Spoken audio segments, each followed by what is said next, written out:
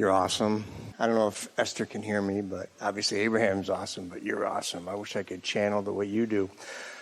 So I spent my whole life looking for... You are, because you just channeled Jerry. That was one of my questions. Yeah. That was one of my questions. Yeah. He thinks she's awesome. And I know why. So I spent a lot of years, decades, looking for my Jerry, my girl, right? Yeah. And she's here with me now. Yeah. And we've been together like 8 years, and we do a lot of manifesting together. Yeah. And we're like, did you manifest that, or did I manifest that? Collectively. Yes. Yeah. Yes. That was my great idea. No, it was my great idea. Exactly. So my question is this something that we can build on? Is there more power in two of us doing that? And then next... No. Who said of course? It's all right. But we really want to clarify that, because that's a flawed premise. There's not more power because there are two of you, because you all have access to the energy that creates worlds. So you don't need to gang up to make things happen. But when you are positive catalysts to alignment for one another, it feeds and builds. It's easier to keep the momentum going. Yeah. Yeah, I didn't expect that answer. Thank you. Yeah. You're always surprising me. Nobody can stump you. And then my other question was, now when I transition and she's still here, or she transitions and I'm still here, are we separated forever? Not separated at all. And Esther said to us after Jerry made his transition, in a moment of fitful distress, I can't find him. And once she settled down a little bit, we said, that's because you keep looking for him where he was instead of where he is. In other words, the relationship is different. It's bigger. It's more. It's constant. Yeah.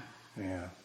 So when we're both transitioned, we'll still be together, and we might come back together, or we might not. Oh, neither of you ever want to see each other again. No. Relationships are eternal. There's that. So your relationship with Jerry is still your relationship with Jerry. There's nobody can replace him. Well, the thing is, Esther was thinking this morning that some memories are fading. And some might think, oh, and we think, yay. Because they're being replaced with what is present tense. It might have been the only thing that could have happened to Esther that made her realize that what she thinks of as present tense is old news. You're creators, and creators must create. That's why Taylor Swift keeps writing a new song. In other words, you'd think there'd be enough. You'd think there'd be enough of those great songs, but there's not ever going to be enough. There's always going to be another one, and another one, and another one, and another one, and another one.